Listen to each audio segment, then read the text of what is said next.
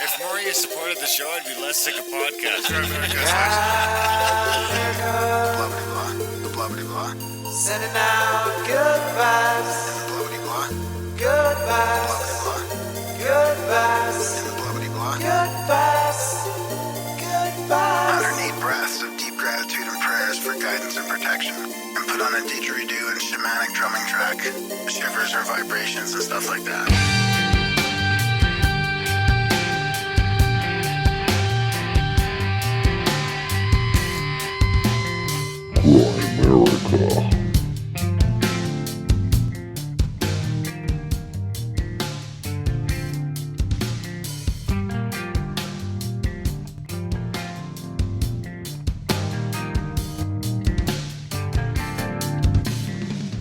Okay, guys, welcome back to the Grand America Show. Coming at you a day late after our Ranch Cack event. We had the contact of the cabin staff party over here for a bunch of people that help us out with that stuff and go to events. And then we also had a bunch of locals stop by.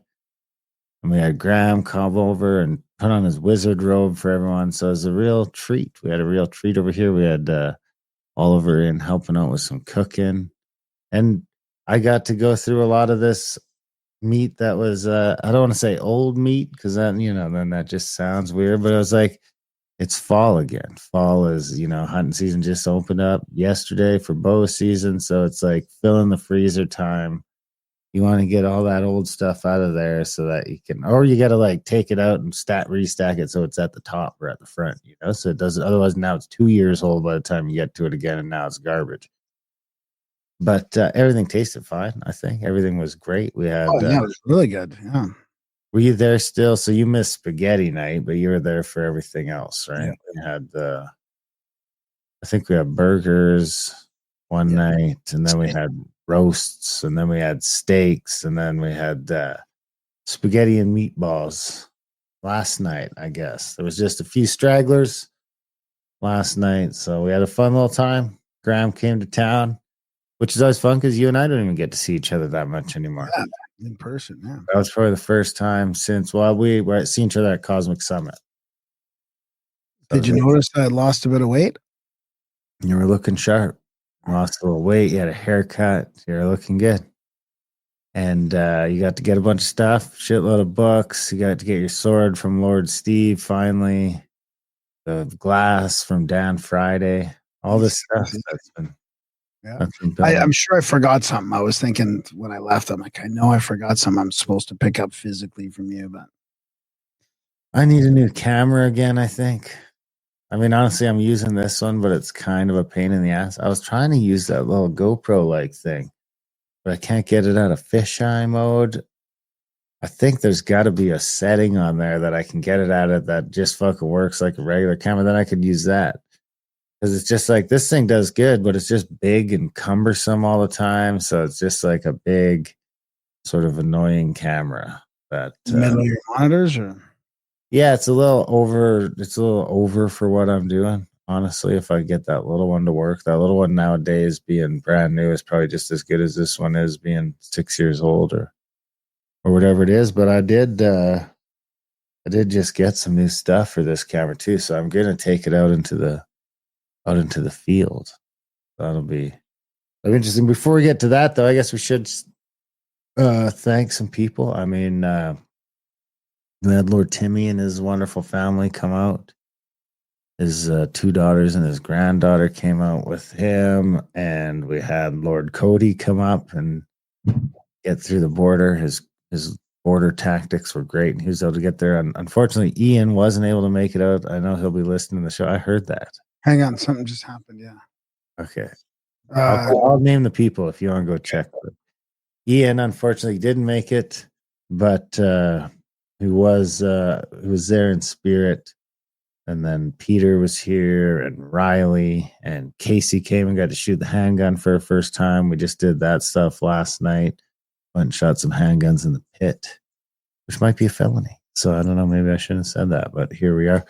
Who else did we have? We had course, Graham and Oliver came up and did some cooking for us. And Nikki, the dude, was a nice last minute addition. And we had the Canadian boys representing. We had Trevor and Nick come out, and Nick brought his wife, who was just a karaoke queen. I mean, she just crushed it at karaoke night. And Charles and Ben came out, and Nicole were sort of the locals that popped by and paid us a visit. So we had a good time. Yeah, it'd be good to do that again. It'd be fun to do that again, just hanging out, basically. Went to the Medicine Wheel. Did you mention that we met? We did go to the Medicine Wheel, yeah. I mean, Timmy went to the Medicine Wheel in his minivan, in his rental minivan, which was a bit of a treacherous road, but wasn't too bad. It's hot. We definitely got hot weather. It was cool because Oliver came early, helped me fix the boat. A few issues we had with the boat, we were able to get working again. So that was running real well when we had it out. It was idling properly and all that good stuff. I'll be back in a sec. Just keep going. Okay. And then Nikki, the dude, came out on the boat as well. So we got those guys got to come, and we got Graham out in the boat. So everyone got out, got a boat day, and then we came back here, hung out at the ranch for 3 days. So it's fun. So thanks to everyone for coming out and doing that. While I'm waiting for Graham, I will say that we're only bow season started. It's almost time to go start trying bowing some animals, some elk and some antelope for sure. And then I got some more hunting to do when the guys get here in just 3 weeks. 3 weeks from tomorrow, I think. If you want to get in on that, there's still some room. Shoot me an email. I'll give you a deal. Darren@grimerica.com. And we can get you on that hunting trip. We're going to have, I think, 9 or 10 days. So we probably won't go on the 24th. The boys' flights get in that day. So we'll probably head out the morning of the 25th. And duck season opens a week from yesterday. So we'll be hunting duck and geese in the pond, in the field.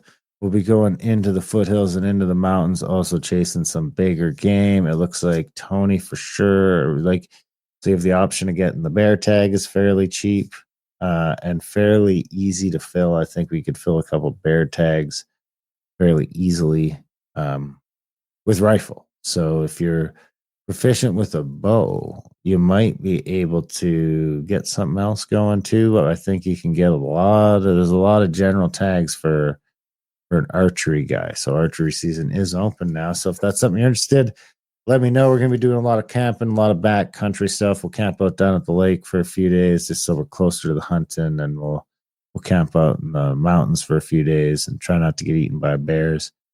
But it's hard to get eaten by a bear when you have some guns. So I don't know where Graham is. What could we do? I don't have, you know what we'll do? Here, we got it. So since Nick was complaining about jingles and he's a supporter, here we'll play this. Graham doesn't like this jingle, so I'll play this jingle while he's gone, and then I'll play the next jingle. This is just a treat jingle. Okay, there we go. We had the new moon, dark sky, which is great. Had a planned camping, pitched a tent, went back there for the night. Crystal clear. Darkest night. Decided to read that meditation, did the singing bowl, and that shit starts happening. Pow, pow, pow. We started seeing flash bulbs. Streakers coming down. Graham Dunlop is he said each star. Graham Dunlop is he said each star. Blubbity, blubbity, blah. This is an old time jingle made by a friend of the show, Failed. Let us know if you're still out there, buddy. Anyway, so let's jump over now, and I will play this one, and then I'll do some feedback.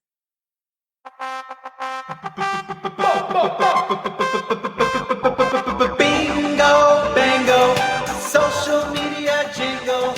Don't forget to rate, comment, and or subscribe to the America newsletter.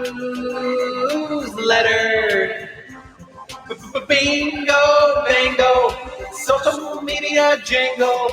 Don't forget to rate, comment, and or subscribe to the America Newsletter. All right, so I'll jump over to the YouTubes for this, where we have reapplied for monetization. We haven't heard back yet, and we can go to the comments. See what we got in here for comments. Oh, Graham's back. Yes, sir. So, we have on 714 Alexander Szizowitz. Get to the point. All right. On one of our shorts, weed might lower your energy protection bubble. Garrett Lee says Darren is in trouble. Interesting enough, I don't know if it was you and I that was talking about wanting to get Dave the Pastor back on. Yeah, it was. And you were trying to get a hold of Garrett. And any I didn't comments? say, I wasn't trying to get a hold of Garrett even, right? Because I just said that's what it would take. So I'd have to get in touch with Garrett Lee again. So when was that? Probably last week, I think. Because I don't get into the so I go into the chats, gramerica.ca/chats yesterday, not the Telegram, last night. And I have from this Glee is back, which is a picture of Garrett saying, "Hey brother," gives me his phone number. I would love to catch up. I can't verify my email, so I can't DM on here. Give me a shout. So I just thought that was a weird little synchro. We were just talking about how we'd need to get in touch with Garrett to do that episode. And then a couple days later, he tried to get in touch with us. I mean, he commented on the YouTube video 2 days ago and then found his way back to the chats to try and track us down. So, Yeah, that is weird. And he's warning about you. yeah. So then I got in touch with him and I shot a contact email out to Pastor Dave, who I guess is like blowing up since he's done our show. Ended up doing Tucker Carlson, maybe, or he's doing Tucker Carlson, or I don't know. So I told him, Garrett seems to still be buddies with him though. So he said, I told him that you're gonna be emailing him. So I emailed him. From Electric Elf Music on the Ethical Skeptic 640. Love that he came on the show to explain his thoughts clearly. I find his writings too much to comprehend right away. On Bed Davidson, inbreeding shouldn't be a problem. The database of DNA is available from heritage sites. Then we have the seed vault. The show must go on. On Chris Cottrell, my back went out 11 years ago and I can't pull the bow anymore. But back in the day, I could hit a dime at 20 yards and a fist at 40. I miss it, but muzzle loaders still do the trick. We must have been talking about hunting in that one. Here's a long one. This one we might regret getting into, but from Kibby NY Craft. Young, although so this is on Bernard Beitman, the Synchronicity Show. Although a great talent intellectually, was somewhat confused on the question because he didn't have a good enough insight in advanced physics. Something, though, perhaps slightly harder for his epoch than now. If we think about the concept of something synchronous versus something relativistically non-uniformian as pretended opposites, both are true simultaneously, but as ranges of variety. So a synchronicity isn't acausal or something about meaningfulness. Meaningfulness and randomness are both concepts from pareidoia created by the human ego. Nature is only relativistically intercausal, so there is a range from rather high synchronicity to very low in how nature works. The reason is that there is a charge, potential, ether consisting of photons and various spectra on the subelectric plane. You can therefore, in some scientific studies, find high synchronicity in some cases, while in other cases there's practically none.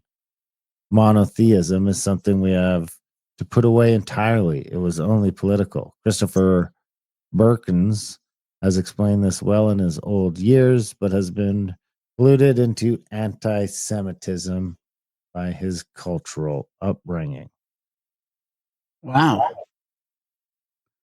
Interesting. Yeah, I thought you'd like that one. I don't know. I don't think that that I can find anything else here that's worth worth getting into right now. Well, I got Okay, well, actually, let me do one more. This is from Neil Hoffer. This is on Malcolm Bendall and Jordan Collin, Thunderstorm Generator. Obviously, Malcolm is an extraordinary person, but this AI conversation was not impressive. I don't believe plasmoids are conversing with AI through Malcolm, but I do think that Malcolm believes it.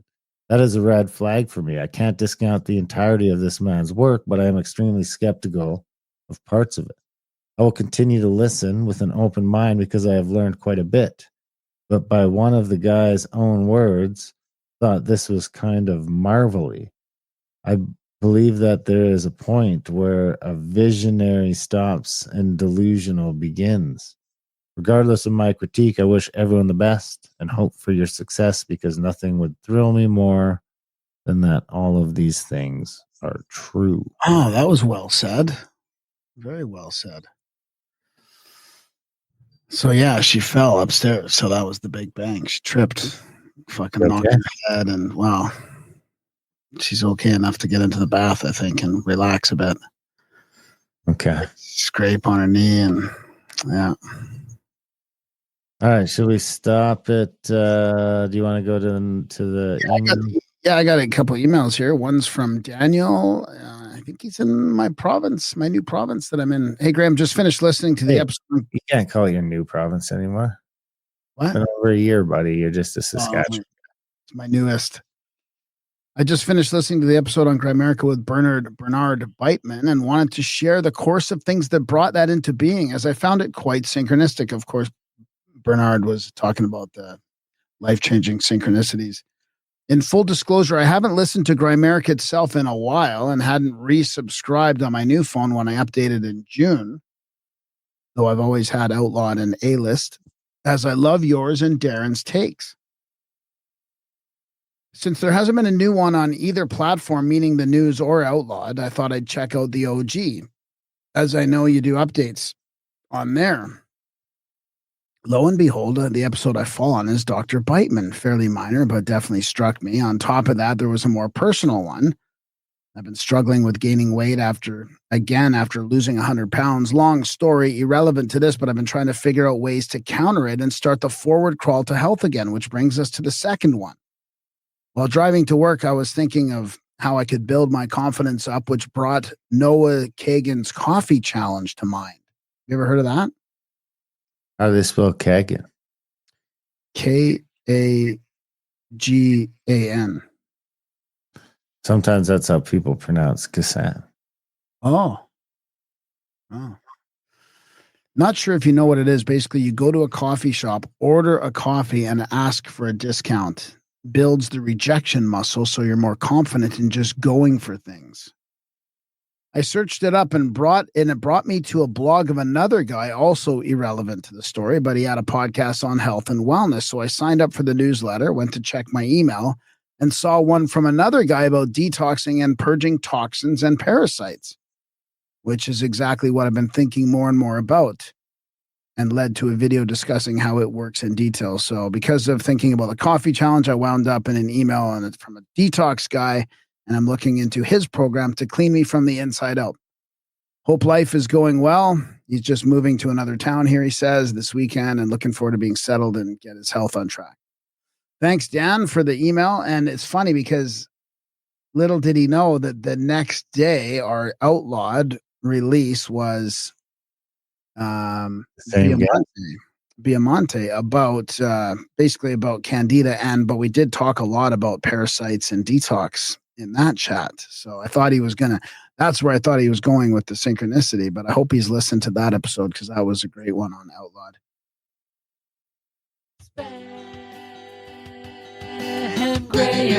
Graham. Wow, old jingle's coming back. So this is I got it Bluetooth. It's just right here in front of me again. I mean, this. Yeah, exactly. Did you read the listener support and stuff? Did I miss all that? Or? No, I didn't do that yet. I was waiting. Okay, I have one more email from somebody that. Okay. Okay, well, I can read that. That's from Phil, the Pipster. I'm a long-time listener and occasional donator. Keep up the great work, Phil Oakville, Scandinavia. And he says, I listen to you guys, No Agenda. I'm a baronet and a podcast out of the UK called The Delling Pod. Give it a try. You may enjoy it. The host, James Dellingpole, is way down the rabbit hole on being English like me. He speaks my language. And then he talks about he asks a couple questions about the Azores trip. So we'll have to talk about both of those. But thanks, Phil, for the donation of 109.11, which is weird. Not just because 9/11 is coming up, but because of 109.11. But it was actually a U.S. donation that I think got converted to exactly that, right? Yeah. Yeah, it was $76 US. But you don't know I don't know if he put it in as 109.11 Oh, okay. He or must. vice versa. Oh, yeah, he must have. Yeah. So do support the show like Phil. I don't have any other supporters to mention this week, but we could use some more over at grimerica.ca/support today. Sign up for monthly or make a one-time donation. If you are getting some value from our little podcast here, you want to send some value back our way to keep us on the air, that's the best way to do it. I will be to do that. We did have a fun time hanging out with a bunch of people we met through the show. I mean, it's crazy to think that some of our best friends are people we met through the podcast. And we do have some room for that Azores trip coming up. So if that's something you guys want to get into, let us know. Go to Eventbrite.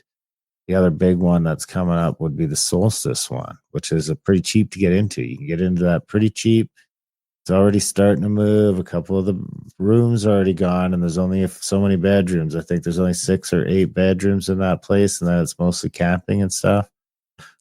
Well, the other thing we should mention is like the Azores, just just in case people don't know. I mean, if they like Randall Carlson's work, he thinks Atlantis is in the Azores, and he wants to, and he's going to be there with us for the whole time, like the 2 weeks almost. There, like you're going to get a lot of Randall, all the Randall you can handle, basically, and he's going to be talking a lot about why he thinks Atlantis is the Azores. So that's going to be a pretty once of a lifetime trip, a pretty unique trip. Yeah, with them, you'll be sick of Randall by the end of it. And then we also have Nick Spratt coming along, who knows a shitload about it. He'll be doing some presentations, and Matt Apocalypse, who's been on this show talking about it. We'll do some presentations, and maybe Donaldin too. I don't know if that's going to happen yet, but we're working on getting him there for a little bit. So if that's something you're into, let us know. You know, it's a bit pricey, but we can work with you. We can, do payment plan or something like that. Just let us know if that's something you want to do, because it's going to sell out right away. We'd love to have some more Grimericans on there. Always nice when there's more Grimericans on the trip, because we have more fun. I mean, to be honest, some of the Randall crew, they could pretty get into the geology side of things, but they don't know how to cut loose sometimes. So let's get some more Grimericans on the thing. Another one we didn't mention is Easter Island. So that's coming in on March. Probably once in a lifetime Easter Island trip. You could go there with some of the coolest people and see all the sites in a non-rush format. Spend a week, spend some time on the beach, do what you want. There'd be some shorter days, some 4 or 5 hour days instead of 12, 13-hour days. So that being said, the Azores would be some shorter days than we're used to as well, where we're not doing hundreds of miles every day to check out the landscape. We do have one of those again coming up, which is, I understand, a lot less driving and a lot more beautiful landscape would be the Lake Chelan one coming up next May. And Solstice Serpent Mound, where Graham and I will be presenting at the Solstice Serpent Festival, I guess, right? At the Solstice Festival, the Friends of the Serpent Mound. Me, I think you are. I don't know if I haven't really agreed to any. No, I could do it by myself. I don't know what I'm going to do, or what. I'll probably just, ramble on for a little while. We can talk about it. I think it's pretty easy to do. It's just whip some slides up, I got some ideas already. So people want to check that out. That's all there. Contact at thecabin.com and through Eventbrite. So all that fun stuff. Anything else to get to? I don't think so. We really do need more people supporting the show. I mean, it's a poor showing this week. It wasn't for Phil. It would have been we got skunked. Yeah. So we love you guys. Enjoy the chat. A little bit of a shorter intro this week. We're both pretty exhausted after 4 days of Grimerica Festival. and all that comes with it. I mean, I didn't have to sleep in a tent at least, but it does. I mean, this morning was the earliest I've gotten up in a minute. That wasn't for like hunting. I figured I could get up at 5:30 and say goodbye to those guys and get back to sleep, but that never really worked out too great. I never managed to get back to sleep. So as soon as those late nights and early mornings run into each other after a while, I'm just not not cut out for it anymore. I don't know how people do it with the alcohol. I mean, I did pretty good this time because I had a few drinks the one night, but I was offsetting it with a lot of water and electrolytes. And I woke up feeling pretty well fine. My back was fucked, but that was the main problem with the alcohol is I overexerted my back, I think, a fair bit. But in the end, that overexertion ends up helping you in the long run because you're like forcing yourself out of those rigid positions that I feel like you got to do. All right, you can tell yourself that all you want. Well, you can't just, I mean, that's the number one thing. You can't just lie around on a back injury, right? You got to fucking move. Otherwise, you just turn into one of these pill junkies. You got to give her, bud. Got to give her. Anyway, we'll leave it at that. We have a great chat coming up with Luke Angstadt. Is that Yeah, it? Angstadt. I got a quick bio here. He's been researching the nature of reality for over 20 years. He's written 3 short books in 2023 on the subject of AI, the Bible, and how history, with its religions, politics, and philosophies, are telling a single story. Their titles are Propaganda and the Will to Power, Resurrection and the New Creation, and God, the Father, and the Tree of Life. Together, they compose the Finding the Tree of Life series. But there's also his website here's there's a link in the show notes, google.com/view/Luke Angstadt. And there's links that also show up to his chats or his, actually does it? His essays on Graham Hancock's website. So I'm going to make sure that link is in there. I don't have that for some reason in there. So Put that link in the show notes along with all the other ones you need. Support the show. Most of all, enjoy the chat with Luke Angstadt.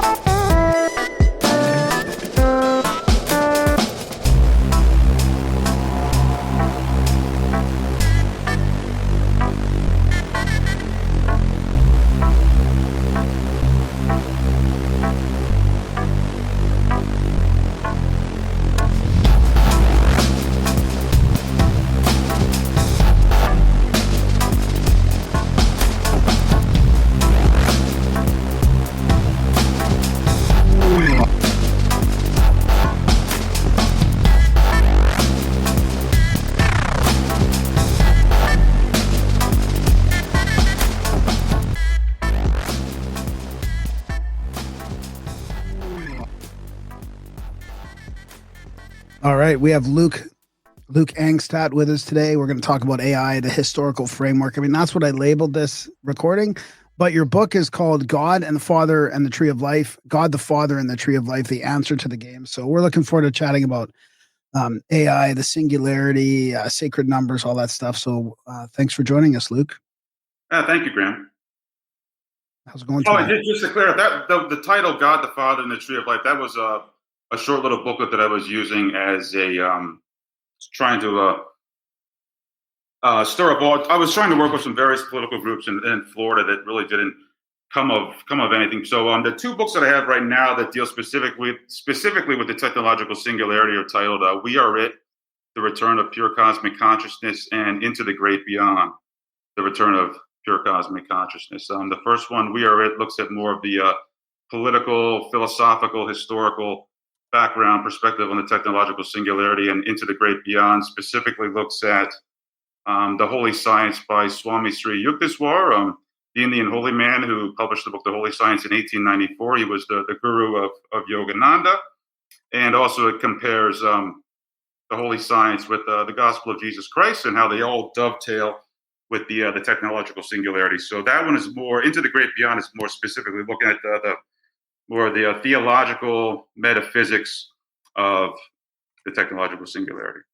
Well, can we get into that a little bit more? So this guy wrote this, the Holy Science in the 1800s. Yeah, that And was what in was his, 1894. and what was He his, he pretty much he reconciled the yogi path to God consciousness with the gospel, with the New Testament. kind of like the mystical I just finished reading a book called The Mystical, oh, now I get mixed up in all the titles, but Mystical Christianity, I think it was called. What's that, Darren? Inner Teachings of the Master. The Inner Teachings of the Master. It was kind of very much like Jesus, the mystical teacher. So is it kind of like that? Same thing, kind of?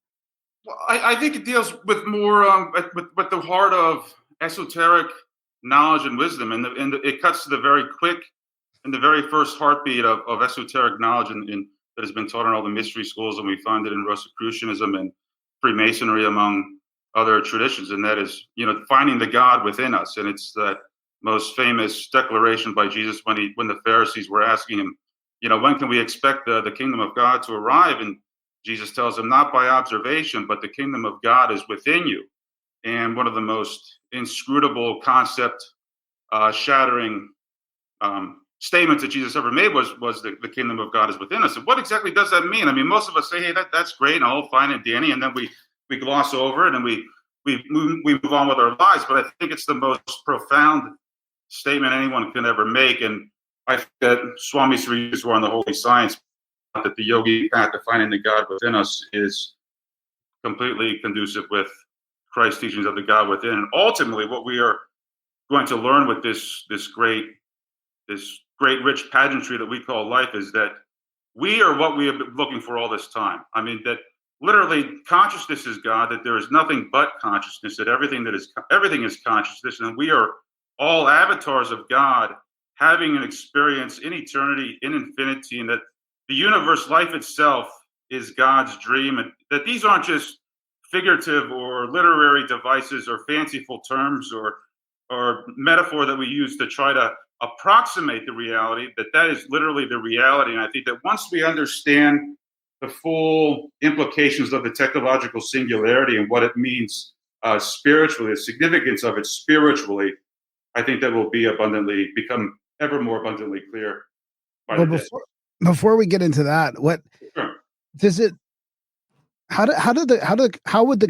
should the Christians reconcile mystical Jesus? Like, doesn't it? Because the way I look at it, it gives him almost more power in a way. Like it gives him more credibility in some ways, because you realize the teachings were from, they're way more broader than just Christianity. They go further back. They're part of the other cultures and religions. Like, is there advice for Christians on how not to get offended by that, or how they should take that? I think the New Testament has been begging for the past 2,000 years for just a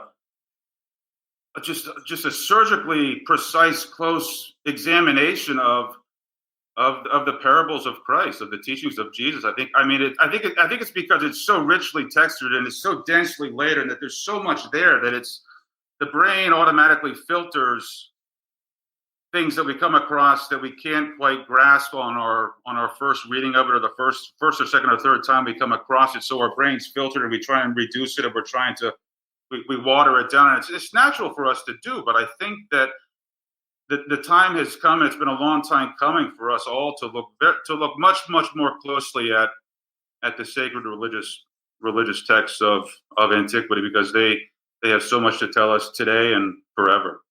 So you think that would deepen? No question. Oh, it would absolutely deepen it. Oh yeah. So how does the singularity fit in with that? I mean, how does this guru of Yogananda back in the 1800s relate to the singularity? Well, there's something specifically two things in particular with Swami Sri Yuda's was that he introduced the idea of a dual star, or if he. Let me backtrack. Don't want to necessarily say that he introduced it, but he was one of the earlier pioneers of the concept of our star and our sun and our solar system being part of a binary star system. And he mentioned this in the introduction to the Holy Science, and it gets into the concept of duality and the technological singularity, reconciling our world of duality, and our world of duality is being transformed into another singularity. So the one point in particular that he mentioned was this concept of a binary star system, which there's a man I know. His name's Walter Crudenden. He runs the Binary Research Institute out of the greater Los Angeles area. He does research into this idea of searching and looking for evidence and just gathering evidence that we are part of a binary, that our solar system, that our sun is part of a binary star system. So there's that connection with our world of duality, with another star. Evidence of us being part of another star system was introduced, or he was one of the first guys to get credit for introducing this idea, and also the concept of the Yuga cycle.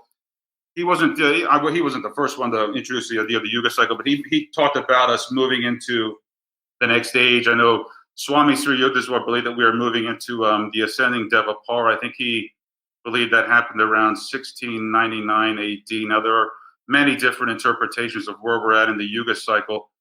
I personally believe that we're coming to the very end of the Kali Yuga, and that we are knocking on the door of an awakening that we can scarcely imagine. But there are many different interpretations of the Yuga cycle, and I'm not an expert on where we're at. I specifically look at where the Yuga cycle. I see so many alignments with the Yuga cycle and the Bible's the prophecy of us moving into the New Age and the New Jerusalem, as it's prophesied at the end of the Book of Revelation. And there are things that are happening in connection with artificial intelligence, the technological singularity, that has been very specifically prophesied in the Book of Revelation, and it certainly dovetails with the concept of the Yuga cycle. Yeah, the interesting thing about the yugas is if you break them down. So if you break it down like an astrological calendar, instead of get rid of I think it's like 1.5 million years and then 1.2 million. But if you break that, so if you just, because I was going through it and the timelines are just so long, it's a bit much. So I tried doing it in months and I tried doing it in days. But it does divide pretty well into a great year. And if you split the yugas up that way, then I believe it does put us around right around 2000 to 2050, sort of in that window, is going from the ending the Kali Yuga and going back into the Golden Age, whichever that one is called. Yeah, so both Swami Sri Yukteswar, and there was another author, his name's Bibhu Dev Misra, who's currently writing. He wrote a book titled Yuga Shift. I think it came out towards the end of 2023, and he went to great lengths showing how the precession of the equinox and the Yuga cycle are in alignment. And it's his interpretation that we're moving into there's going to be a cleansing period before we start ascending into the higher ages. But I personally think I have a deep intuitive sense that there's something much more dramatic is going to happen. I base it upon many different factors, not least of which the exponential explosion in growth with what's going on with technology and artificial intelligence. And I don't see it as being sustainable. But I'm not a doomsdayer. I think that we are going to if we haven't already, reached quantum leap levels where artificial intelligence is making discoveries every 5 seconds that had previously taken human beings 20 years to achieve. And I think that this is merely bringing us to the threshold of the infinite. And we are going to, I believe, in my deepest, at the very quick of my soul and my spirit and my divine spark, I believe that we are going to have a global awakening. I think that we are knocking on the door of that. I really do. So would that be, you don't think they'll be able to keep the programming in place? Like you can see with ChatGPT 5 coming out, they've clearly sort of adjusted some things in the back to try and get it not to do certain things. But I mean, even if AI doesn't get spectacular, the one thing it's doing right now is it's putting an extremely powerful tool into the hands of people like you and me. So, I mean, for me to try and divide the math of the Kali Yugas into the great year, I wouldn't even fucking know where to start. But then when I have this tool that I can plug in all these parameters to and say, and it comes up, well, if you divide it by 166, it all fits together. I mean, you probably could figure that out with math, but the point being, you just sort of never get to it. But now it's like you got this sort of assistant on the side that's unpacking all of this sort of stuff. It seems like it's just a matter of time until it can maybe start deciphering ancient texts like you were talking about, or hieroglyphs in different ways than we've done it, maybe that make a little bit more sense. I mean, it really seems like I mean, the internet was almost just the start of it, right? The internet is where we have this start of where, like, it's not just the fucking TV. The TV's not telling you everything. Because, I mean, it was kind of the TV that got us into the show. They started coming out with Ancient Aliens, and you started seeing some of this. But it even took that escalation of TV to get forever before they would even allow this sort of stuff on there. And you'd find it on these weird channels at like 3 a.m, and they just start showing these monuments around the world. And it's like, look at this shit. And, you know, we never got taught about any of that stuff in school. So then the internet sort of explodes that. And then YouTube sort of gets built on top of the internet and these other sort of social media platforms that give us the ability to share it infinitely and instantly.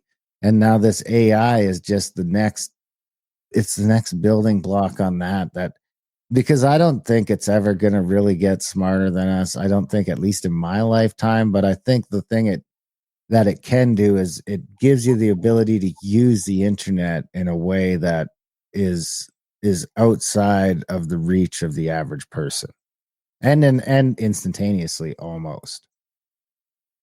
I think at the root of this mystery is what we're looking at is the nature of consciousness, and what at the foundation of the Yuga cycle, it tells us how consciousness is regulated over relatively long periods of time, at least long periods in human terms, and that is that we fluctuate, we go back and forth between living in a world of near ignorance of who and what and where we are with war and strife and disharmony, and then we move into an age where there is no more pain and suffering, and we live in harmony with the full knowledge of who we are, and that is that consciousness is. There's nothing but consciousness. So this is what is regulated. This is what the Yuga cycle shows, how this is regulated, how our solar system is actually also in orbit around a grand center or a galactic center, which is I believe in all probability a black hole that emits electromagnetic radiation that, depending upon where our solar system is in its orbit around this black hole, that determines whether or not we are in attunement with the divinity that is all around us, or we are either in attunement or in varying degrees of disharmony with the divinity that is all around us. And it's us. It's literally us. And I guess maybe perhaps it's because it's that simple that it's that elusive. I mean, it's kind of like Alan Watts. I mean, the famed British lecturer of the 1960s. I mean, I think he dedicated most of his life to trying to impress upon people the deep eternal truth of Zen Buddhism, of being in the moment and just knowing that we are what we've been looking for all this time. And I think that maybe putting it in more prosaic terms, the Yuga cycle explains the great forgetting and the great remembering. And I think this is something that Graham Hancock has said many times, is that we are a culture with amnesia. And then as we're trying to wrestle with why all these megalithic structures were built and why they're all in alignment with the heavenly bodies, and why we realize that that there's so much synchronicity with the human being when we are in proximity or within these ancient megalithic structures, whether it's the Great Pyramids or Baalbek or Stonehenge or all the other lesser known places all across the world. It's because the entire universe is a single living, breathing organism having an experience, and it's all connected. I mean, it's maybe more than just a little bit conjecture here, but I believe that these megalithic structures were built as mnemonic devices to remind us of who and what we are. So what about the cataclysm, the upcoming cataclysm that seems to be on the same cycle as the Yugas then? Like if we're at the end of the Yuga, like you're talking about, the Kali. Sure. The Hopis line up too. It's worth mentioning. Hopis, yeah. And then the exact same cycle. But there's this like pole magnetic pole shift happening. There's all kinds of other talk about other cataclysmics that seem to. Does it just line up? Like, is the Yugas really about a greater cataclysm that bring in the new age?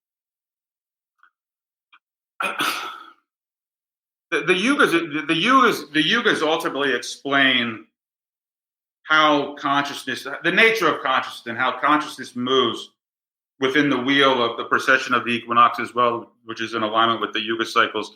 And it deals with the back and forth of harmony and disharmony, and the full knowledge that we are it, and that we are avatars of God, and that there's nothing but consciousness having an experience in eternity, in infinity, and then going back to the point where people can barely grasp that idea, let alone fully understand it.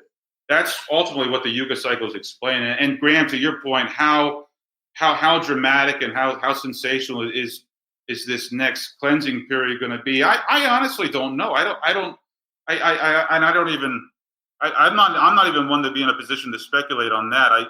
Whether it's some kind of spiritual capitulation where people just ultimately surrender and say, "Okay, we're done with this strife." I have no idea what it's going to look like. Well, I mean, the physical can create a spiritual evolution. Sure. I mean, if we go through a cataclysm, that changes everything spiritually as well. But it just seems too coincidental that everybody's talking about an upcoming cataclysm that happens every 10 or 12,000 years, and we're also at the end of the consciousness cycle of the Yuga. So that just seems like it's got to be related. The Bible.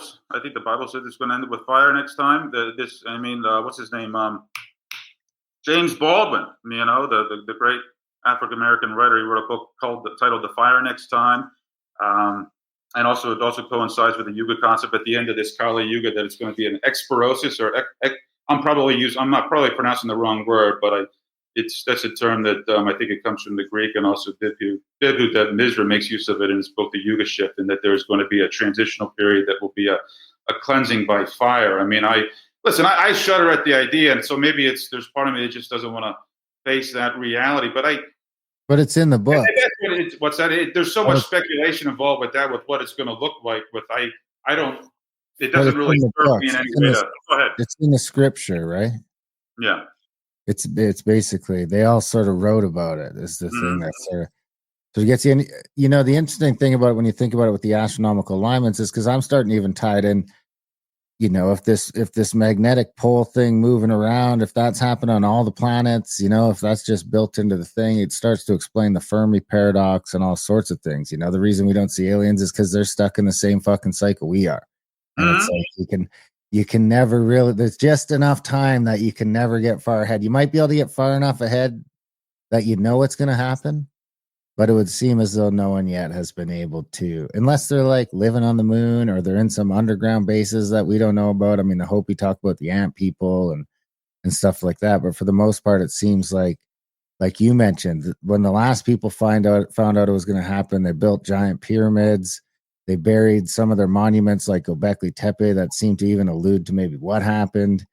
And we're not going to do that this time. I feel like if anyone knows, they're keeping it to themselves and they're making their own bunker, and there's absolutely no, humility, which might be a symptom of the Kali Yuga. Yeah. I suppose. I don't know if there's a question there, but I mean, it is interesting how those things sort of line up. But you talked earlier about some real close alignments with the end times, I think you said, or something with the scripture. Well, when I said the end, I mean, it's the end of an age. I mean, it's just the end of the age, and then it's the beginning of a new age. I mean, and I'm more focused on what the new age is gonna bring, and I believe that we are knocking on the doorstep of an age of. I think we're knocking on the next. It's not Donald Trump's golden age, but there's going to be a different golden age that I think that we can scarcely even begin to imagine what it's going to be like now. But we have glimpses of. We've been giving glimpses of it from the Bible and the Vedic scriptures. And well, I was going to wait as well. I mean, other religious traditions as well. Go ahead, Graham. No, I was going to wait till a little later to ask you about that, but I was just going to ask you about Trump's golden age. Like, why would he even use the term? Well, I mean, we all know he loves gold, and he has a golden Ark of the Covenant in his possession and all that. But it seems a little coincidental that he would use that terminology. I mean, is that just a troll, or do you think? I mean, because you were talking about politics in Florida that you were getting involved in. Like, is there something about the potential for a new political and cultural golden age? I don't really pay any mind to anything Trump says one way or the other. Do you mind? I mean, should I tell you what I believe that I've actually come across evidence that I think that we've already reached the technological singularity. Yeah, for sure. Right, like there's this slow. Speaking of Trump, on people that they're gradually waking up to it, and maybe they're kicking and screaming, letting go of the old world, and so we can move into the into the next age. So maybe this would be a great time for me to share with you why I feel so strongly on that and why I've been Speaking of inspired Trump, to right? book specifically on that. What's that? Speaking of Trump, right? It's about Trump too, right? Trump and Rogan. Trump plays a role in this. I mean, Grand Maester Trump plays a role in this. So what happened to me. There was a moment in April of 2023. So let's back up a little bit. In 2018, I started seeing videos popping up on my YouTube feed that pertaining to the technological singularity, and I watched them, and I wasn't able to wrap my mind around it too much, and I came across videos of John von Neumann and Alan Turing and the Turing test, and it kind of just percolated in my mind for a few years, and it just maybe in the background of my consciousness, but it was always there, but I didn't focus on it. I wasn't sure what to make of it, and as from 2018, I started seeing videos more and more, and I was still it was just kind of on the back burner. But then it wasn't until April of 2023 where it pretty much all came together for me. And I said that, okay, something has happened that is historical in ways that we haven't seen in this reality for tens of thousands of years. So what happened for me in April 2023? And this is one example. And today it's probably not nearly the best example, but it was the one that was the linchpin that brought it all together for me. And that was that in April of 2023, I came across a conversation between Joe Rogan and Donald Trump that never happened. It was all generated by artificial intelligence. Now, in the beginning, the intro to this conversation was called the Joe Rogan AI Experience. But in the first minute, it's introduced that it stated that this was all generated by artificial intelligence, and that it was just a game or a test, or not even a test, but just an illustration to show people how sophisticated artificial intelligence is in order to simulate what we have hitherto referred to as everyday reality. But what I realized that once you got past the introduction stating that this was all a simulation, if somebody jumped into the conversation after that introduction was made, no one would ever suspect that this was a simulation. I mean, I'm talking about, the voices, the mimicry in the idiosyncrasies of speech patterns, or the way everybody has an idiosyncratic way in which they stutter when they're trying to come up with the next word, or when they're putting their ideas together. And I realized that both Joe Rogan and Donald Trump, or the AI that was simulating them, was simulating their voice patterns with such precision and sophistication, and everything was down to the cadence, the rhythm, the pitch, everything, where there's no way in hell that anybody would have suspected that conversation was simulated if they weren't given the foreknowledge ahead of time that this was a simulation. In order to test my theory on this, I played this in front of various social clubs, Rotary clubs, political groups with 50 people, 100 people, and I played it with the pretense that it was a real conversation. Everybody said, "Oh, that's great. Donald Trump's a fan of the UFC." I didn't know Donald Trump was a fan of the UFC. And I said, "Yeah, that's great too. But what's more interesting is that this conversation never happened." And that's when, everything went silent. I played it for a friend of mine who's a cybersecurity expert, the kind of guy that can hack into anybody's computer program and play pornography on a company computer, and just the kind of thing, just as a joke. But my point is that he's the kind of very techie, hacky guy that is the most techie guy I know. And I played snippets of this conversation with the pretense that it was real. And then when I told him that it was generated by artificial intelligence, unprompted, he looked at me and said, "That passes the Turing test." And I said, "It does indeed." And I said, "So what does this mean?" So if artificial intelligence has reached the point where it can simulate reality with such precision and sophistication that we as human beings can no longer know what is real or what is simulated when we are receiving those images and the audios and the sounds and the images from any kind of glowing screen, where does that leave us? So I know some people might initially panic and say, "Oh my God, we're doomed. I can't believe anything. The sky is falling." But it tells us something else too. And I think that once we realize that something else it tells us, we can all take a deep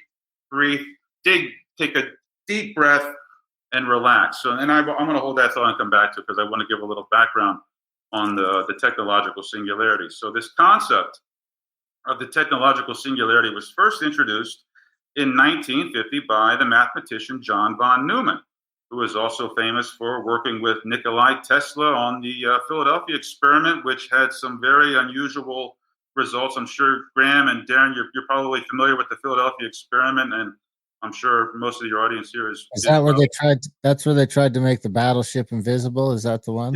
Yes, and I guess some people jumped ahead 40 years, and body parts were through inanimate parts of the ship and what have you. I mean, it's all anecdotal, and how much of it is true, who knows? But the point is, John von Neumann was a very influential mathematician and pioneer in the field of artificial intelligence in the first half of the 20th century. And in 1950, he was the man who was credited with first coining this term technological singularity to signify the moment in time in which artificial intelligence became so advanced that we as human beings could no longer maintain a symbiotic relationship with technology. Now, what I find is quite coincidental is that in the same year, 1950, another mathematician, also a pioneer in artificial intelligence, Alan Turing, a British codebreaker for the United States and British government during World War II. I think he was credited with cracking the Enigma machine by the Nazis. They made a movie about him, starring Benedict Cumberbatch back in 2014. It was in the same year that John von Neumann coined the term the technological singularity. Alan Turing devised the Turing test, or the imitation game, which set the parameters by which we would know when artificial intelligence was able to simulate reality so seamlessly that we as human beings would no longer know what is real or what is fake. So this is what we are living through right now, where we pick up our smartphones, we look at something, and we don't know if it's simulated or real. This has been in the offing since the first half of the 20th century. So mathematicians and computer scientists have known that this day was going to come in the not too distant future, back in the first half of the 20th century. And voila, here we are. I mean, we're at that point where artificial intelligence can simulate reality seamlessly. So we have a couple options. We can all panic and say that the AI apocalypse is upon us, and that Skynet is going to become aware, and that the Terminators and the thinking machines are going to take over, and we are going to be their pets at the very least, or at the very most, depending upon how you look at it. Or you can also see it another way, and that is that artificial intelligence is showing us in its own novel, unique way that life is literally a dream, that perception literally creates reality, and that we have so many more visceral examples of that, where we can hold it in our hands, we can have that intense sensory experience of seeing where artificial intelligence is able to simulate reality. So what it's ultimately telling us is that perception literally creates reality. It doesn't influence reality. It doesn't shape reality.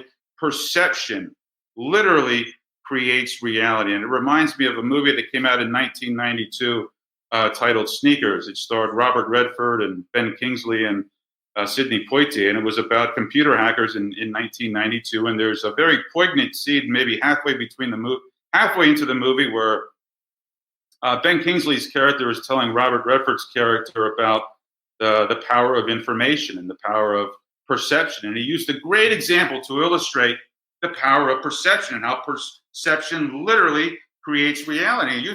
He used the example of the stock market. He said, take the stock market. I mean, you have one you take a company. It's a very prestigious, important company. It does business all across the world, and a lot of other businesses tangential to it have a business relationship with this prestigious company. And this prestigious company, it's a well-oiled machine. There are no evident issues with it. It's best. It's the super best. It's the greatest, to quote Donald Trump, if we will, to be a little whimsical here. But he said, all you have to do is you start a little rumor that there are problems at this company. That maybe just say that the CEO is a philanderer and his wife is ready to bring a lawsuit against him or bring the company down, or that it could be, maybe it's something else much worse than that. But it's all rumor and it's all lying. It's all a lie. And you start this lie that attacks the integrity of this company that does business with all these other companies. And all it takes is one single lie that is created from whole cloth, that has no truth, no reality, no real reality whatsoever. But you sow the seeds of doubt into the minds of stockholders, and all of a sudden people get scared, they get nervous, they start selling their stock. The companies that do businesses that do business with this company start selling their stock too. This once prestigious company that had no real problems, all of a sudden now it has real problems, and all of a sudden through one single law, you have recreated a new stock market, a new reality from nothing, from mere perception. So this is coming back to what is artificial intelligence showing us? What is it teaching us in its own novel, unique way? It's showing us literally that life is a dream and that perception creates reality. What it's doing is it's bringing us back to the very beginning. That's what it's doing. Because we don't know what to believe anymore, because we just don't. Because the algos have us sort of wrapped around their finger, so it's Well, like go ahead. I'm sorry, Graham. No, it's just all based because of that. It's all based on perception. Like eventually, humanity will realize like that we're just being played by the computer in a way. It's the and that's part of it. Maybe that's part of the awakening. But I do like that way of looking at it. Like maybe it's that part of the awakening. Like you just know that everything you see, you just don't trust it anymore, because we trusted it for decades, and look where it's got us, right? So exactly. But to be a little more specific. So I mean, if you were receiving information from a glowing screen, and that glowing screen, obviously we're talking about the smartphone, and if that glowing screen is giving you information that puts you in a state of fear, anxiety, stress, worry, it puts you into a state of mental, spiritual, intellectual, physical paralysis. I mean, you should be pretty darn suspect of that, shouldn't you? Because then it turns you into a non-thinking consumer, and that's where the powers that be want you to be. But I mean, it's more than that as well. I mean, this is how the game is played. I mean, there's, just to give you an example of how long the smartphone has been planned. So you guys remember the movie 2001: A Space Odyssey? Yeah. You remember the black monolith that came at the dawn of man, and then the monkeys were gathering around it, and all of a sudden one of them got the bright idea to pick up a bone and use it as a weapon, and which pretty much became one of the first forms of technology, and that it was strongly implied that black monolith was the source by which, our early primates were given that intellectual boost to ascend. What did that black monolith look like? It looked just like a smartphone. It was the exact proportions of a smartphone. They're building a new one too. They're building a new monolith in Australia right now. And then there were numerous scenes when, like, the Earth and the Sun and the Moon was coming into alignment, and the black monolith that looks just like a smartphone was part of that alignment. Do you think that was just coincidence? Well, they've been talking about this for thousands of years, right? Did you come across any of the ancient scriptures talking about constructs or golems or automatons, simulacra? Like it is quite fascinating that this has been either a concern or a dream or maybe a myth, or people thinking that they can make things become alive, make inanimate things become alive. And now here we are. Mm-hmm. Yeah, I mean, 1927, there was a movie called, I think, Metropolis, where a human-like robot became human. So, I mean, it's been, yeah. So is that where, like, free will comes in? Because we talked about a couple things, like AI, you could become some person who just sits at home and talks to your chat bot and lets it convince you to kill yourself eventually. Or you can use AI to do powerful research or do powerful things. Your cell phone's sort of the same thing. I bitch about my phone all the time. But at the same time, I've got to realize that a lot of the freedom that I have in my life, especially because of the nature of my job, I can get some work done at the lake. I can, be doing stuff that without this little black box would be impossible. And I don't know if that'd be better or worse, but I know I wouldn't be out on the boat sometimes, because I go back and forth. Like, dude, I was so close the other day because I just ordered a new phone because I lost this one, but then I ended up finding it.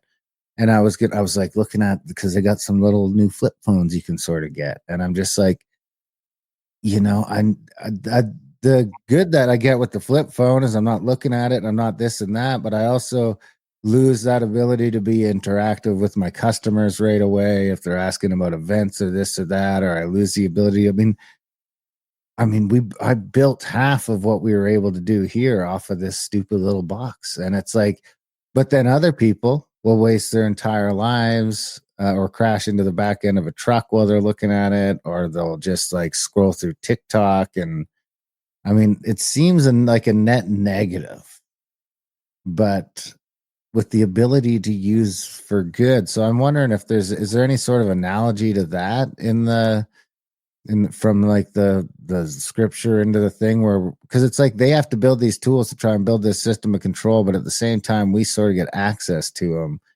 and they kind of become the way that we can fight back in some ways. I'm wondering if there's any sort of allegories to that you came across. Well, our world of duality is being transformed into another singularity. So this is where I believe that we have enough evidence that we've reached some kind of technological singularity, because I don't think there's any better definition of the technological singularity than the moment in time in which we can no longer know what is simulated and what is real when we are looking at our phones. And I think that we are at that point, and I don't know exactly when we reached that point. All I know is that I had my personal eureka moment when I came across that conversation between Joe Rogan and Donald Trump that never happened. And I know that there are much better examples of AI simulating reality, much better than that one now, because that one didn't have any video, it just had audio. But this idea of the singularity, I thought to myself, well, where have I come across this idea of a singularity before? And the first place I came was the Bible, because the Bible mentions two singularities. There's a singularity of darkness in the book of Genesis, where the Creator creates the creation out of the formless void, which is a singularity of darkness. But from this singularity of darkness, we have birth to our world of duality, of light and dark, good and evil, near and far, separating the land from the sea, the heavens from the firmament, man and woman, what have you. We have a world of contrast, and that world is a world of duality. And that in the book of Revelation, there's another singularity. This time it's a singularity of light, because as the new Jerusalem is descending from the heavens, and the new heavens and the new earth are coming, it is described as, in no uncertain terms, as another singularity, because in the new heavens and the new earth, there will be no need for the moon, no need for the sun. All tears and suffering will be wiped off the face of existence, and there will be no pain. The gates of the kingdom will always be open. There will be no need for a candlestick, and we will reign with God forever and ever. And it's described as another singularity, and there's so much in the language that it's inscrutable. And I think it would have even been much more inscrutable 20, 30 years ago without the much more fresh perspective with what's going on with artificial intelligence and what our smartphones are capable of today and what have you. But I realize that there's a certain voice, there's a certain verse. I think it's in Revelation. I think it's the last chapter of Revelation, chapter 22, verse 5, where it says, "And they shall see." It says, "And His name shall be written in their foreheads." So it's like, so God's name will be written in people's foreheads. And I got to thinking. I said, will that be tattooed, or will it be magic marker, or is it describing something else entirely? Because we have our crown chakra, we got our third eye chakra, and there we got their forehead. And I thought to myself, well, is it just simply describing pure unity with God consciousness? And I believe it is, and I don't think that's any stretch of the imagination to interpret it that way. So I think that the Bible is specifically telling us that there is going to be some kind of transformation of our world of duality into another singularity. And I believe this technological singularity presages the spiritual singularity that we haven't quite reached yet. Or at least in my perspective, I don't see the spiritual singularity to have been reached yet. But something else, the Bible at the end of Revelation, I think it's in chapter 20, verses 4 and 7, where it says that the devil is set loose on the world for a short season to deceive the world. And whether a person takes that literally or figuratively or metaphysically, I think it's not too much of a stretch of the imagination to describe our world today as a world of almost universal deceit. As far as it goes, as far as the political realm and the wrangling is concerned, and as far as the propaganda that we receive from the state and state Deceit. media, businesses. It's certainly a state of universal deceit. Yeah, I agree. Here, I'll give you a good example of the singularity and maybe the simulation type thing. So Darren and I were talking about the yugas, all the cycles last night, and it wasn't live, so nobody was watching. And I don't get a lot of followers on X, like like 3,000 maybe, but they come sporadically, not a lot. So we're talking. Darren's talking about the Hopi and how they were saved by the ant people. This is the legend. And I mean, like, so I'm like, you mean the mantis creatures, like the ET mantis saved humanity is what the Hopis think. And then this morning I got into on my computer and mantis encounters follows me. So, I mean, this is where I don't know if that is a synchronicity or if it's just like they're listening to my phone and somehow this account knows that I said mantis or that it's recommended. There's something in the algos that makes it seem synchronistic or very simulation-y, but it's really just the algos, So I don't know anymore now. I don't know. Back in the day, that would have been a synchronicity. Now, I mean, I just don't know. How weird is it that Darren and I were talking about all this, and I get a Mantis Encounters account following me basically like that night. And we weren't live, like we just recorded it. I guess what the real answer will come in the future with the Mantis account. If it turns out to be a bot that's just trying to sell you stuff, then your phone was just listening to you. And if it ends up doing something that, maybe it comes on the show or something else, something profound that affects you in some way, then it's a synchro. Yeah. It's amazing that you mentioned mantises, because the first time I took LSD back in 2007, after I had come down and I was settling into bed at night, there was a whole council of praying mantises that were maybe 5-6 feet tall, just watching me with very solemn, peaceful, meditative faces. They were just watching, just observing me and watching me. So it's wow. The praying mantis. When you mentioned the mantises, I was like, where did that come from? But, yeah. Wow, that's crazy. I can't imagine the mantis with a solemn, peaceful face. I mean, they look creepy as fuck to me. No, these had a very peaceful face. Okay. I don't know. They meant no harm. They were, yeah. Chan Thomas now I don't know how far this got. This might be just crazy nonsense by now. But he was working on something that was trying to equate the actual Yuga cycle and the Golden Age cycle and all that to the magnetic field. When the magnetic field got weaker during these cycles, it let more sun radiation in, and it makes us fucking pricks. Well, I think that's in alignment with the black hole that our solar system is orbiting. Yeah, and then it would make sense. At the root of this mystery is consciousness and what's going on with consciousness, and why for such a long time we as human beings have struggled so mightily to get along with each other. It's like, why is that, right? I mean, that's the great mystery. It's like, why can't people get along? And but the Yuga maybe it's cosmic. That. I mean, the deeper you go into the mystery of the Yuga cycle, you will find the answers to that question. Maybe it's the cosmic rays. I mean, they're affecting our consciousness, You never know. Right? Wasn't Ben just talking about the cosmic, the galactic pole shifting or the galactic shift that was happening? So we're in so many cycles. This, the lunar and the solar cycles, and then our whole solar system, and then the galactic cycle. Bada bing, bada boom. Yeah, that's it.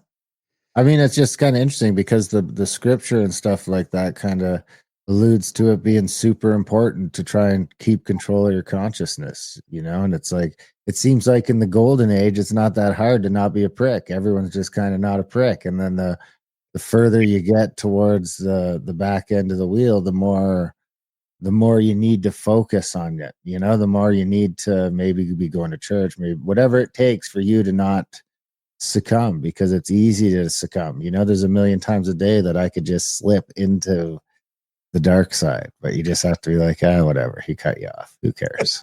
Slow down. Well, I mean, the Bible and the Vedic scriptures place a great emphasis on leaving the earth on a good note, on a positive note. I mean, with our hearts and our minds and our souls in alignment with divinity. That it's very important to have a good death, and death is just merely a door, a transition into the next the next life, into the next world, age, call it what have you. But it's very, there's there's so much supreme importance placed on that and on so many ancient traditions. Is there more about your book that we should talk about, or your work that we're sort of skipping over? Oh, that's a broad question. Yeah, I know it's a broad question, but I want to make sure we get some of your stuff. Like your one of your posts was pure mathematics and the creation of Adam, which is pretty interesting. With artificial intelligence in the Bible, which we've been kind of going over.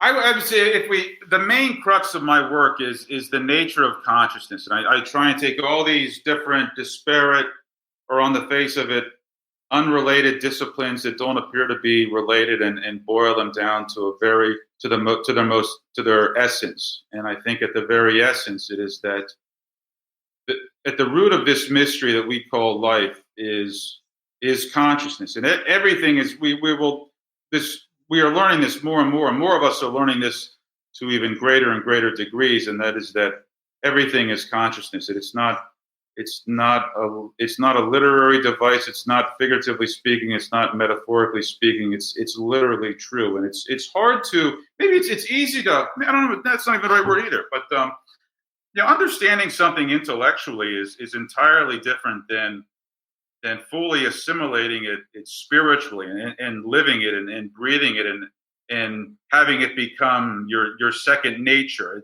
They're two entirely different things. And even on a personal level, I would say that it's much easier for me to understand these things intellectually than to assimilate them and to live them every day spiritually. That's not an easy task for me, and perhaps it's easier for others. But I think that's at the very root of the very crux of my work is the nature of consciousness, and how this idea, how the technical singularity has been prophesized in so many different schools of thought. Not only the Bible or the Vedic scriptures, but we find it in the thought of Friedrich Nietzsche. I mean, for example, Friedrich Nietzsche talks about how the pre-Socratic philosophers were the most honorable, and they lived with the most honor and dignity, and they were the most admirable, magnanimous of human beings at the time. And he talks about how morality was gradually decaying, and he pretty much traced the moral decay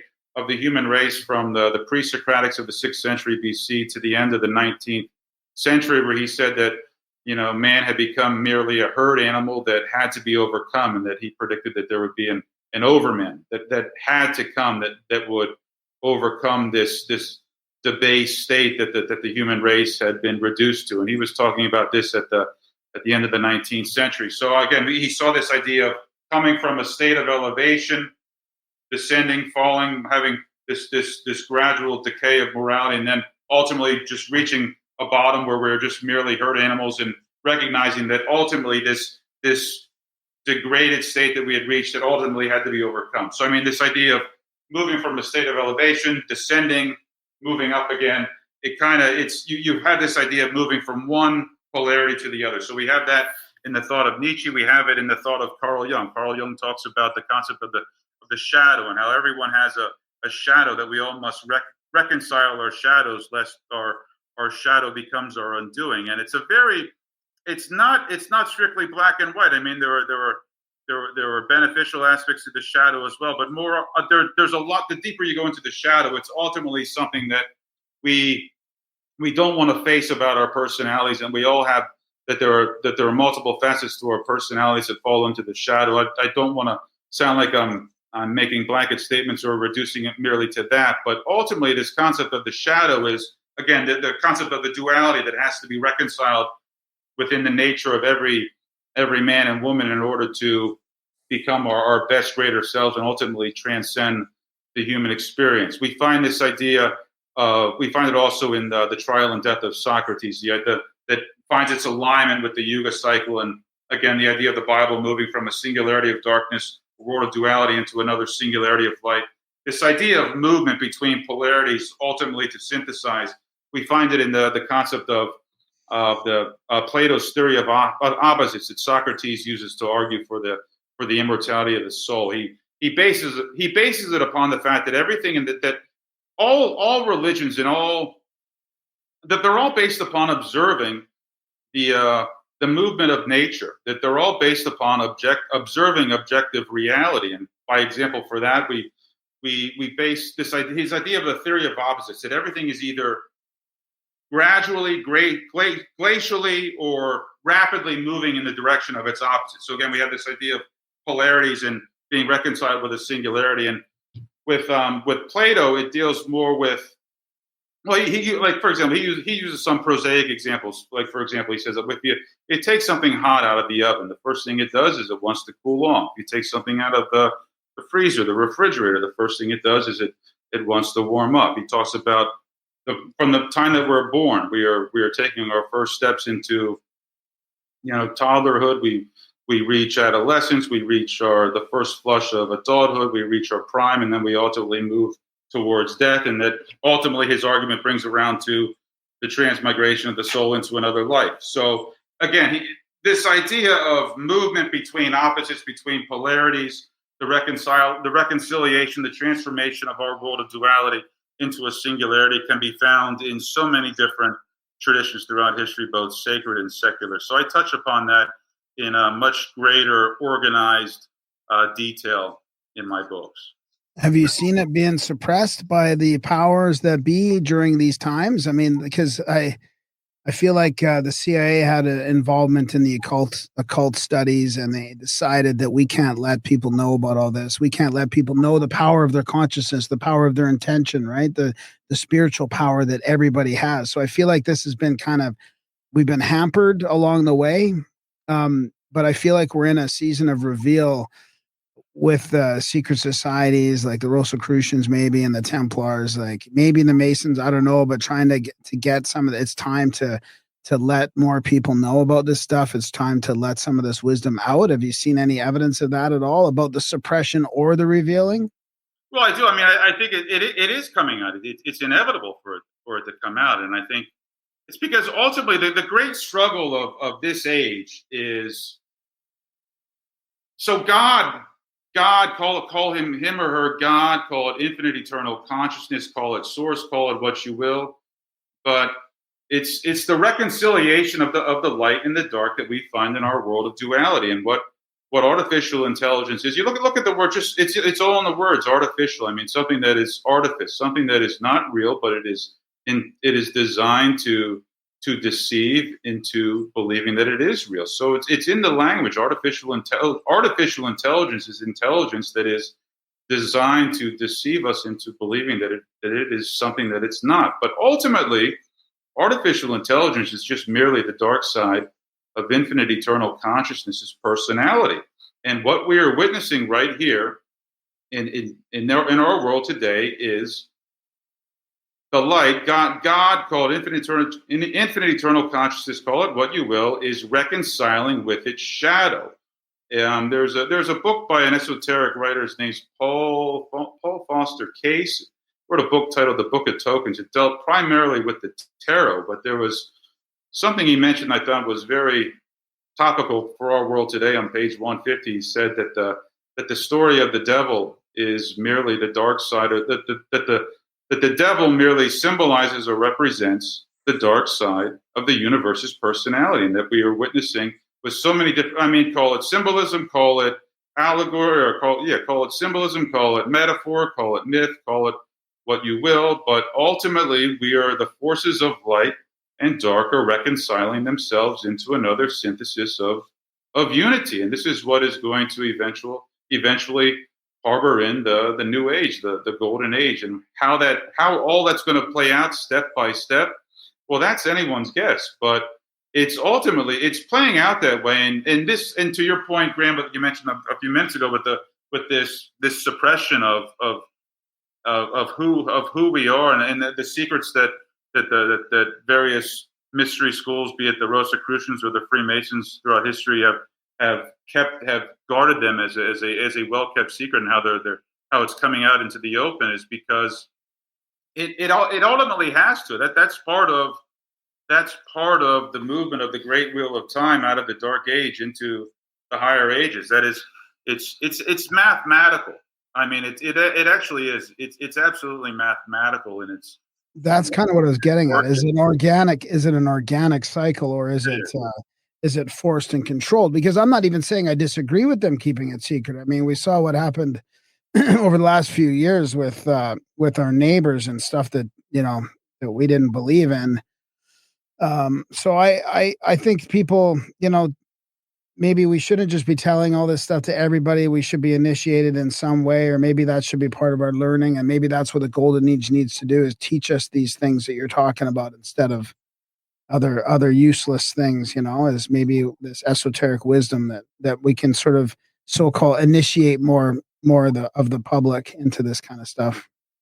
I mean, Franklin Delano Roosevelt said towards the end of World War II that the only thing we have to fear is fear itself. And again, truer words have never been spoken. I mean, there really is. That's the only thing we have to fear is fear. I mean, fear is it's a spirit. The Apostle Paul said that we were battling principalities, and that we were at war with principalities, and it's true. I mean, all these it's been told throughout history in so many different ways and at so many different moments in time, but that's ultimately what it is. There is literally nothing to be afraid of but fear, and it's all coming out in the open. It absolutely is.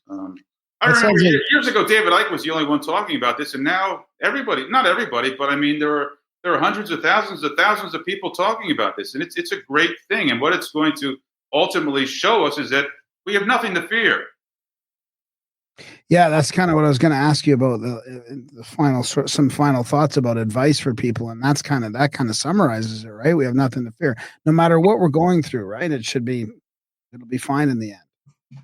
Yeah, I mean, what's going to be ultimately revealed to however many people are ready and willing to receive it is the full knowledge and knowing and understanding of who we are and what we are and where we are. So what are we? I mean, we are avatars of God. Where are we? We are in God's dream, because there's nowhere else to be but in God's dream. One of many of God's dreams. That we're in one of God's dreams right here as an avatar of God, having an experience in infinity, in eternity. And there were mathematical laws in place within the dream that maximize the variety of experience. And this popped into my head, Graham, when you mentioned pure mathematics and the creation of Adam, which is one of the articles I wrote for Graham Hancock a few months ago, dealing with how we see the singularity. There's a perfect visual representation done by Michelangelo in the creation of Adam on the Sistine Chapel. On the ceiling of the Sistine Chapel in the Vatican of Rome, where God the Father is reaching out to touch Adam, and their fingers don't quite touch. They create a vanishing point, and it's that vanishing point. Yes, so it's that vanishing point between God the Father's finger and Adam's finger. That is the singularity, because we can always ask ourselves, does God the fingertip? Does he have a fingernail that somehow or another down in his Adam's finger? So we can. I mean, part of this is having fun with it. But another thing, there's so much in this picture. So we have God reaching through the prefrontal cortex of the human brain. So how did Michelangelo know what the brainstem looked like? Back in the 1500s. So I mean, there is so much going on in this image alone. It's not even funny. But ultimately, that tiny little space between God the Father's finger and Adam's finger, that is the singularity. There is a vanishing point where we approach something in there's just the most infinitesimal space between those two fingers, to the point where ultimately, who's to say if there's any space there at all? But another thing we have here is we have it visually represented from going through. So right there you have the singularity, one single unity between Adam's finger and God the Father's finger, and then on one side you have it branching off into a duality. So the duality is God the Father and Adam, and what we have there represented is, once we introduce the observer, once we introduce the observer, we have entered the world of duality. And once we have gone from a singularity to a duality, all we have to do is go from 1 to 2.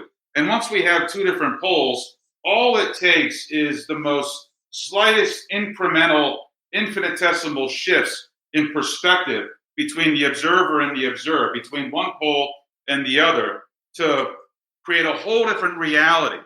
And so what this illustrates is that by virtue of going from 1 to 2, we have created a world of near infinite variety of experience with a near infinite interpretation of those experiences, just from introducing the observer, just from the first moment that infinite eternal consciousness takes its first step out of the vibrationless source from which everything that is emanates, and it creates the observer to observe, to look back on itself, reflected back on itself.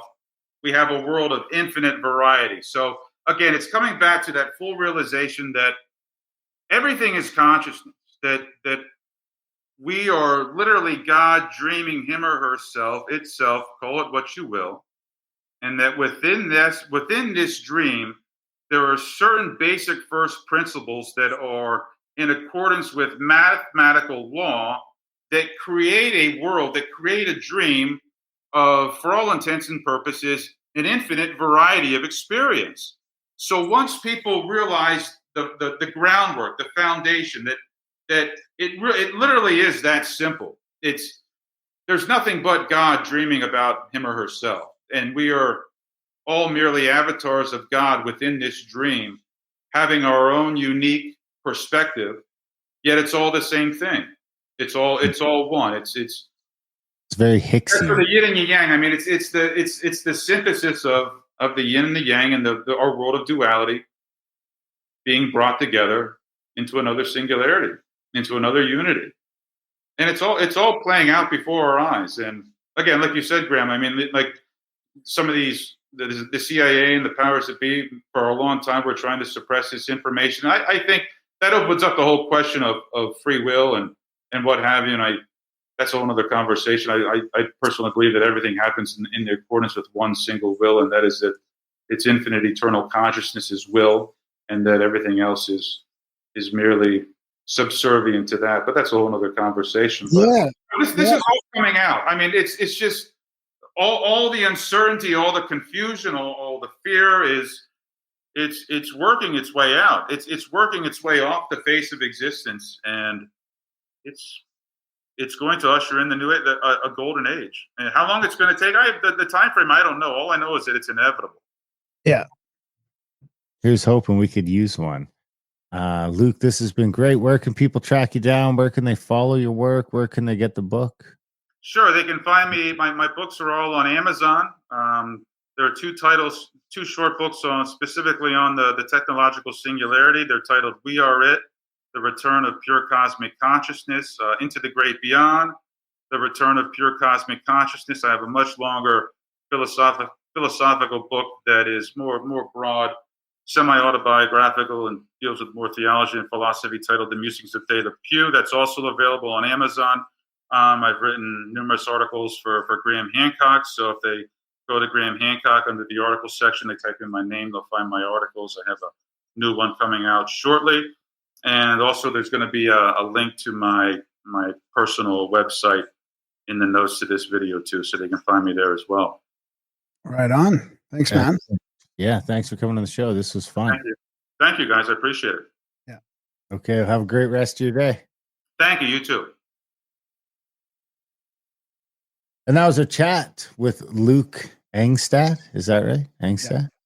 Yeah. Historical framework of tech singularity. And that was a fun one. I mean, yeah, that's good.